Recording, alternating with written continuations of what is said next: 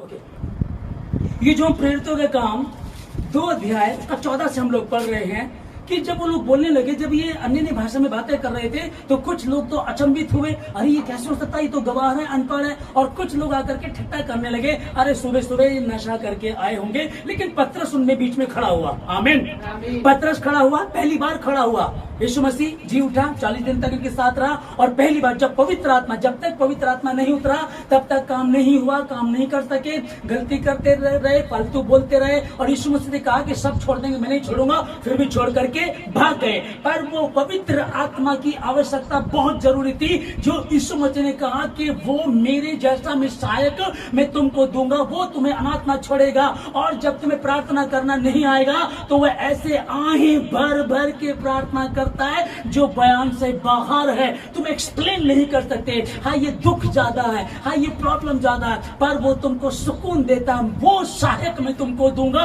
और जब वो सहायक मिला तो पहली बार यहाँ लिखा है कि तब पतरस उन 11 के साथ खड़ा हुआ और ऊंचे शब्द से कहने लगा, हे यहूदियों और हे यरूशलेम के सब रहने वालों, ये जान लो और कान लगाकर मेरी बातें सुनो। जैसा तुम समझ रहे हो ये लोग नशे में नहीं है, क्योंकि अभी तो पहले ही दिन चढ़ा, परंतु यह वह बात है जो योएल भविष्यद्वक्ता के द्वारा कही गई थी।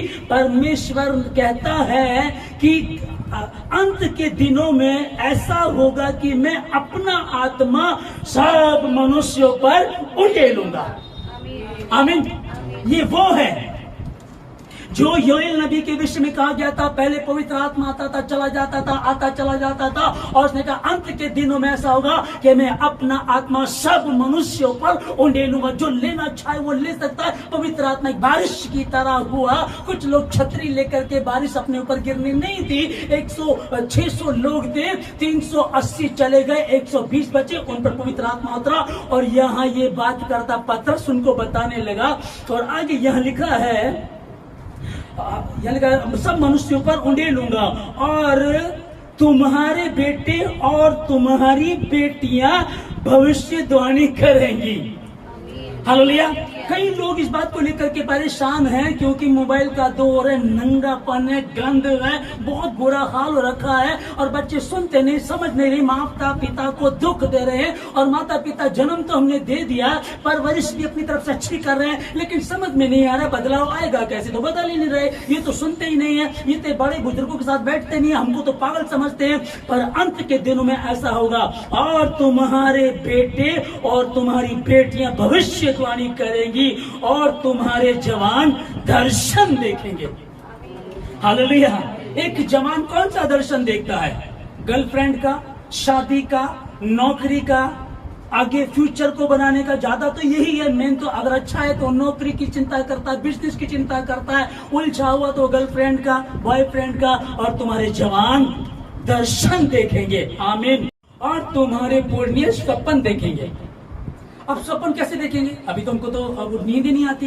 कोई बीमार है तो इसलिए नींद नहीं आ रही, किसी का गला खराब है, खांसते खांसते रात गुजर जाती है। कई बार होता नहीं यार, ये पापा ना तो खुश होते ना हमें सोने देते, ठीक है ना। तो यहाँ लिखा है कि और तुम्हारे पुण्य स्वप्न देखेंगे, वरन मैं अपने दासों और दासियों पर भी, हालेलुया, उन दिनों में अपने आत्मा में से उंडेलूंगा। आमीन।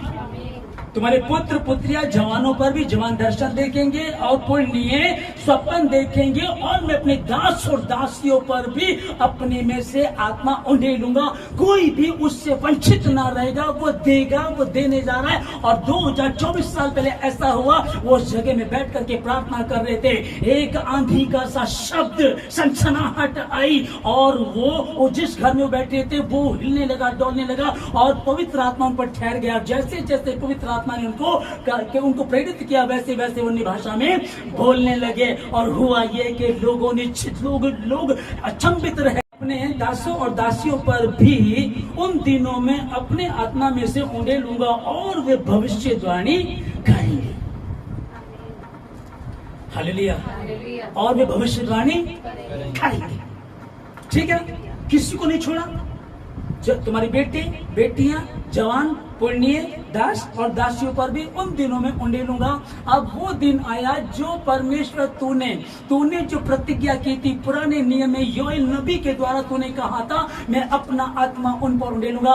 2024 साल पहले ये जब अटारी पर बैठ करके ये लोग प्रार्थना कर रहे थे, पवित्र आत्मा उतरा पहली बार कलीसिया बनी, पहली बार पवित्र आत्मा इस रीति से आया। इन्होंने पाया अन्य भाषा में बोलने लगे, और बोलने का मतलब इतना ही नहीं कि ये बोल रहे थे, जब आग लगती है तो वो बहुत चीजों को भस्म कर देती है, जब बाढ़ आती है तो कितनी चीजों को नष्ट कर देती है, जब पवित्र आत्मा आता है तो बुराई को खत्म कर देता, अंधकार की शक्ति को मिटा देता है, और परमेश्वर अपने काम को, अपनी महिमा को लेता है, जैसे यहां हुआ यीशु मसीह के नाम में।